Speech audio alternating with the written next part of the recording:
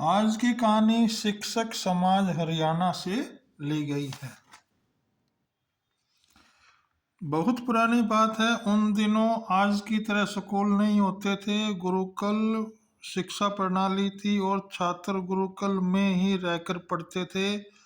उन्हीं दिनों की बात है कि एक विद्वान पंडित थे। उनका नाम था राधे गुप्त। उनका गुरुकुल बड़ा ही प्रसिद्ध था, जहाँ दूर दूर से बालक शिक्षा प्राप्त करने आते थे। यहाँ बता दें, राधे गुप्त एक काल्पनिक नाम है। राधे गुप्त की पत्नी का देहांत हो चुका था। उसकी उम्र भी ढलने लगी थी। घर में विवाह योग्य एक कन्या थी, जिसकी चिंता उसे हर समय सताती थी। पंडित राधे गुप्त उसका विवाह ऐसे योग्य व्यक्ति से कराना चाहते थे, जिसके पास संपत्ति भले ही न हो पर बुद्धिमान हो। एक दिन उसके मन में विचार आया। उन्होंने सोचा कि क्यों न वे अपने शिष्यों में ही योग्य वर की तलाश करें। ऐसा विचार कर उन्होंने बुद्धिमान शिष्य की परीक्षा लेने का निर्णय लिया। उन्होंने सभी शिष्यों को एकत्रित किया और उनसे कहा, मैं एक परीक्षा आयोजित करना चाहता हूँ। इसका उद्देश्य यह जानना है कि कौन सबसे अधिक बुद्धिमान है। मेरी पुत्री विवाह योग्य हो गई है और मुझे उसके विवाह की चिंता है, लेकिन मेरे पास पर्याप्त धन नहीं है। इसलिए मैं चाहता हूँ कि वे सभी शिष्य विवाह में लगने वाली सामग्री एकत्रित करें, भले ही उसके लिए चोरी का रास्ता क्यों न चुनना पड़े। लेकिन सभी को एक शर्त का पालन करना होगा। शर्त यह है कि किसी भी शिष्य को चोरी करते हुए कोई देख न सके।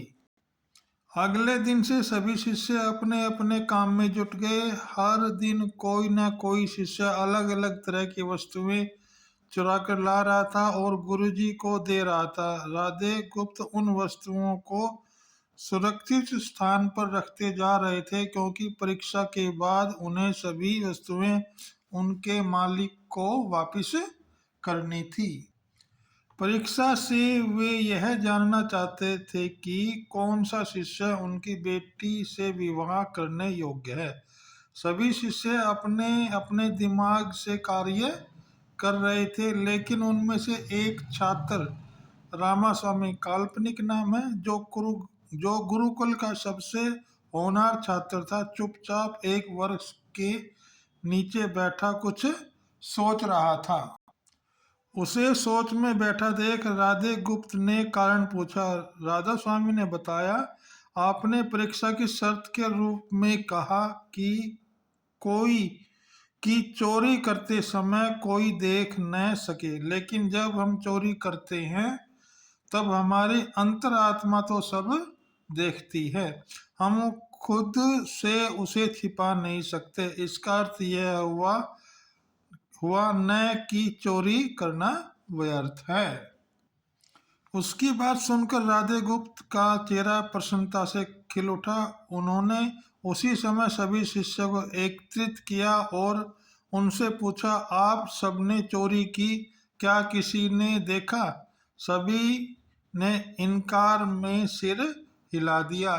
तब राधे गुप्त बोले, बच्चों, क्या आपने अपने अंतर मन से भी इस चोरी को छुपा सके? इतना सुनते ही सभी बच्चों ने सिर झुका लिया। इस तरह गुरुजी को अपनी पुत्री के लिए योग्य और बुद्धिमान वर मिल गया। उन्होंने राधा स्वामी के साथ अपनी पुत्री का विवाह कर दिया। साथ ही शिष्यों द्वारा चुराई गई वस्तुएं उनके मालिकों को वापस कर बड़े विनम्रता से क्षमा मांग ली।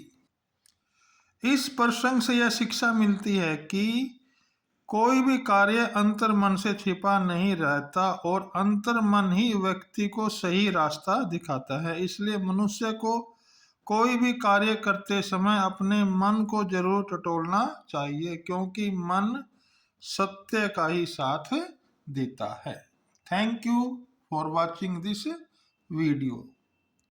यह कहानी कैसी लगी आप अपने कमेंट्स जरूर लिखें।